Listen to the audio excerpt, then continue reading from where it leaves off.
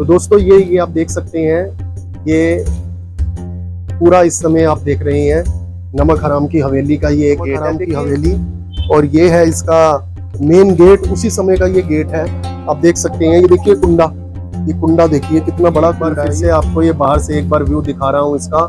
ये देखिए, इसे पूचा घासी राम भी बोला जाता है। ये देखिए लिखा हुआ है।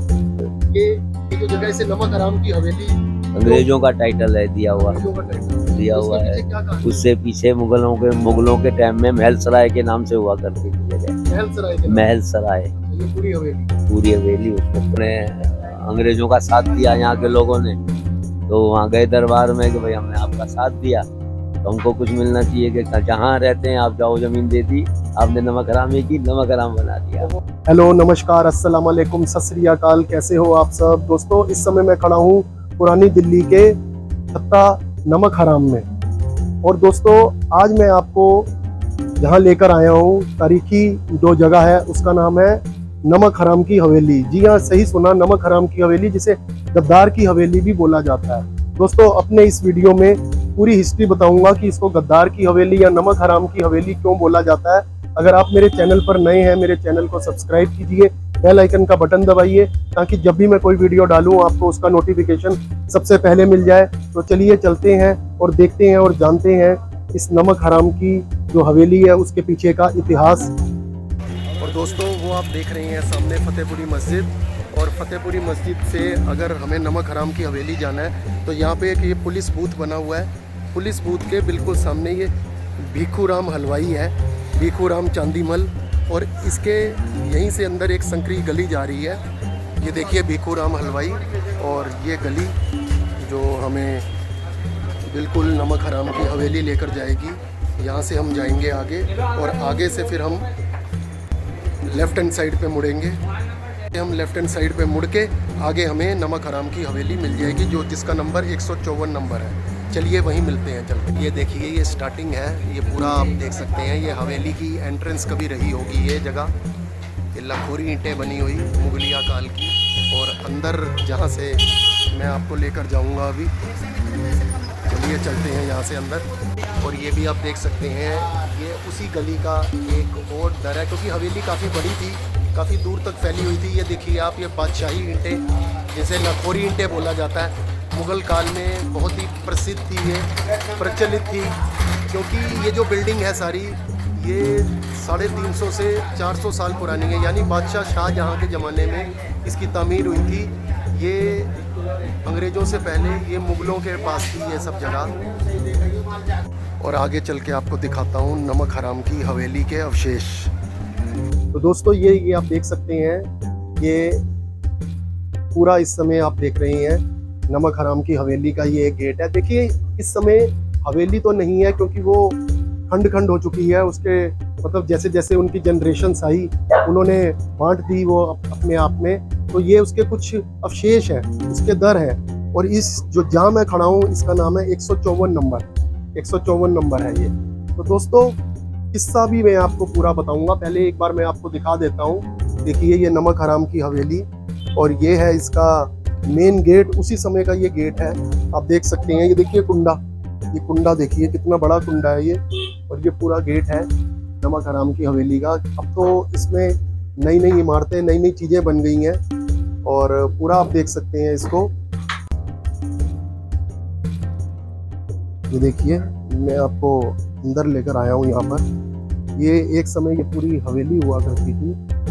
ये देखिए आपको मैं अंदर से पूरा इसका व्यू दिखा रहा हूँ नमक हराम की हवेली का। अब तो यहाँ पर आधुनिक दुकानें बन गई हैं, और लोगों ने नए किस्म के अपने घर बना लिए हैं। इसको तोड़ के उनकी जो जनरेशन्स हैं उन्होंने बेच के इसको आगे से आगे जैसे जो बेचते रहे उसके बाद। तो दोस्तों मैं आपको भी पूरा इसका इतिहास बताता हूँ, इसका पूरा इतिहास क्या है। तो दोस्तों नमक हराम की हवेली इसलिए बोला जाता है इस जगह पे, इसका संबंध 1803 में जो मराठा और जो अंग्रेजों के बीच में लड़ाई हुई थी, जिसे पटपड़गंज की लड़ाई बोला जाता है, उसमें यशवंत राव होलकर उन्होंने लड़ाई करी थी। जो उन्होंने बीज बोया था जो अंग्रेजों के खिलाफ युद्ध का, लड़ाई का, तो उनके एक मंत्री हुआ करते थे भवानी शंकर। तो वो भवानी शंकर को ही नमक हराम बोला जाता है, गद्दार बोला जाता है, क्योंकि उन्होंने गद्दारी की थी।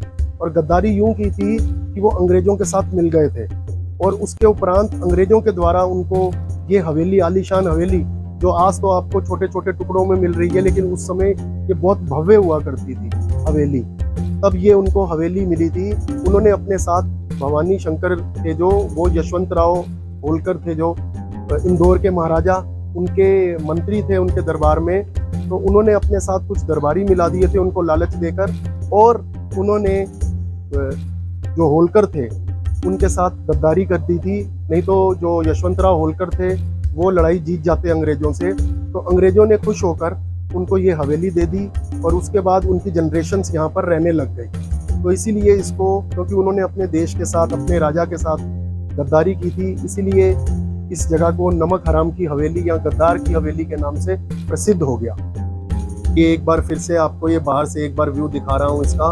ये देखिए, इसे ऊंचा घासीराम भी बोला जाता है। ये देखिए लिखा हुआ है पूरा, इसका वो दिखा हुआ है, 154 है, और ये चांदनी चौक की तंग गलियां हैं। और दोस्तों यहाँ पर हमें एक यहाँ के निवासी मिले हैं, यहाँ के हमें एक निवासी मिले थे।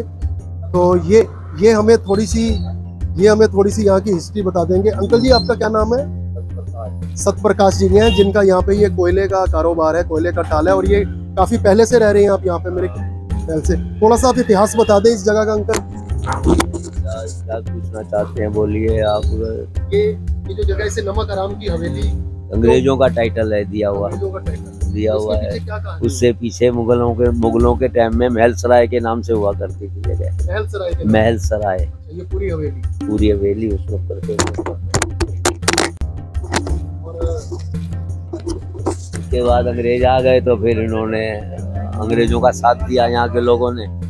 तो वहाँ गए दरबार में कि भाई हमने आपका साथ दिया, तो हमको कुछ मिलना चाहिए, कि जहाँ रहते हैं आप जाओ, जमीन दे दी आपने, नमक हरामी की, नमक हराम बना दिया। तो बेसिकली ये जो था, ये उससे पहले मुगलों की हवेली, मुगलों की। Thank you. और जैसा हमें इन्होंने बताया कि ये जो हवेली है, ये जो थी, ये मुगल हवेली कहलाती थी पहले। ये देखिए पूरा, अब तो यहाँ पर दुकानें बन गई हैं बहुत सी। तो ये है इस जगह का पूरा इतिहास। आपको मैं थोड़ा सा और इसको अंदर से दिखा देता हूँ। ये हवेली के कुछ अवशेष ही बाकी हैं यहाँ पर अब, क्योंकि यहाँ दुकानें खुल गई हैं। तो 300-400 साल पुरानी जगह है ये देखिए, ये लखोरी ईंटें अभी भी हमें दिख रही हैं, इससे बादशाही ईंटें भी बोला जाता है। और दोस्तों, अंकल जी ने अभी हमें बताया कि अभी इस जगह का नाम ऊंचा घासीराम है, लेकिन एक समय सन 62 से पहले इस जगह का नाम छत्ता नमक हराम था, और वो बोलने में थोड़ा अच्छा नहीं लगता था।